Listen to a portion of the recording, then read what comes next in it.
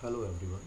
Today I am going to discuss a topic from Unit 4, that is equal opportunity and diversity management in global context.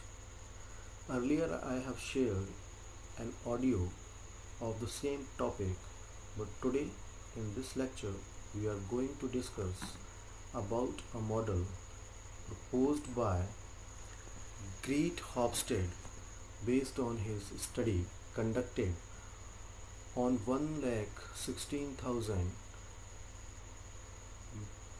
managers in more than 70 countries of IBM.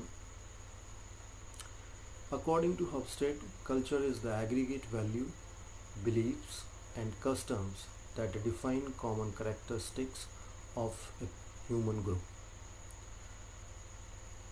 In this study, he identified four dimensions that could distinguish one culture from other, and later he added fifth and sixth dimension to the culture. The first dimension is power distance index, which refers to the degree of inequality that exists and is accepted between people with and without power. A high PDI score indicates that a society accepts an unequal hierarchical distribution of power and that people understand their place in the system. A low PDI score means that power is shared and is widely dispersed, and that society members do not accept situations where power is distributed unequally. Like,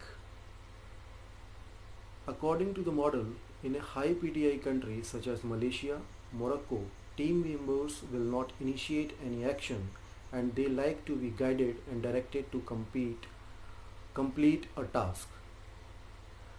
Like, if these models will initiate for participative or democratic style of management, then the results or the work profitability will not going to occur. So for such societies which have high PDI index, autocratic style is more appropriate. Second dimension stated within the model is individualism versus collectivism. This refers to the strength of the ties that people have to others within their community.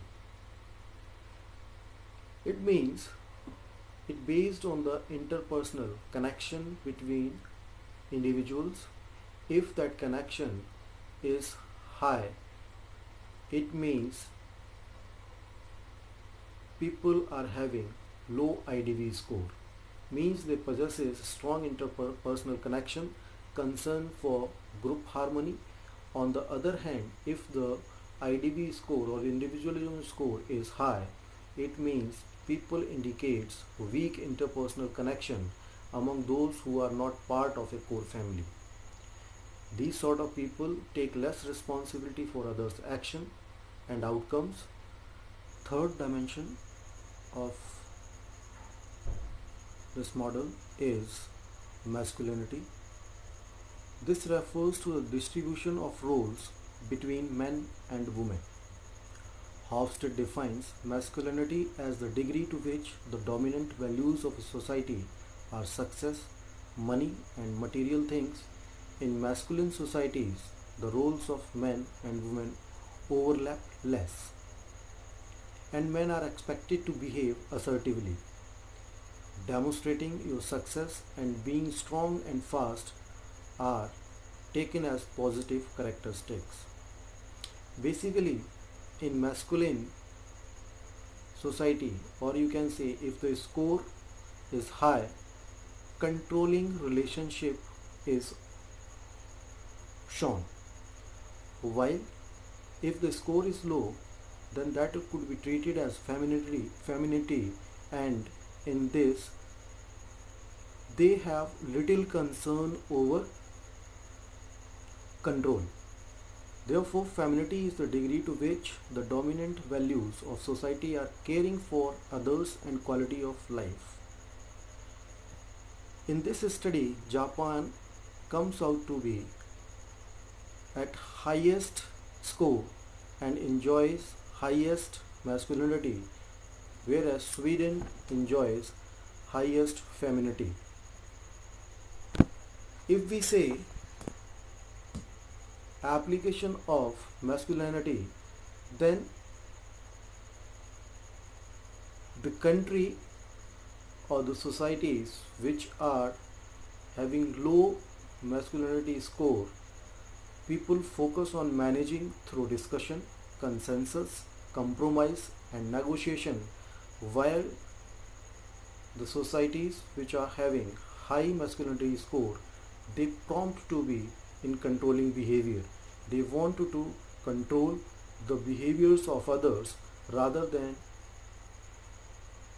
uh, rather than making them uplift or making them going for consensus or compromise situation.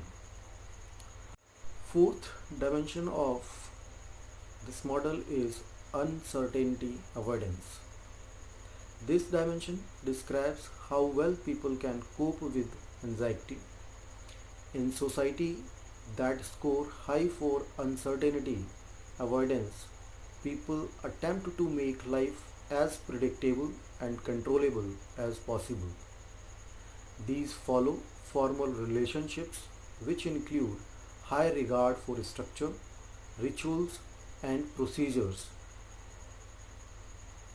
The societies which are high score for uncertainty follow certain rules, procedures, principles, while the people in low UI scoring countries are more relaxed, open or inclusive. These follow informal relationships and have little regard for structure and control. Next, the fifth dimension is indulgence versus restraint. Countries with high IVR score allow or encourage relatively free gratification of people's own drives and emotions, such as enjoying life and having fun, while in a society with a low IVR score, there is more emphasis on suppressing gratification and more regulations of people's conduct and behavior. Means if the score is low, then people try to restrain themselves. They do not want to show their joy, they do not want to show their emotions, they do not want to come up with their drives. While the score is high, then people shows come up with their drives, shows their emotions and try to have fun and enjoy their life.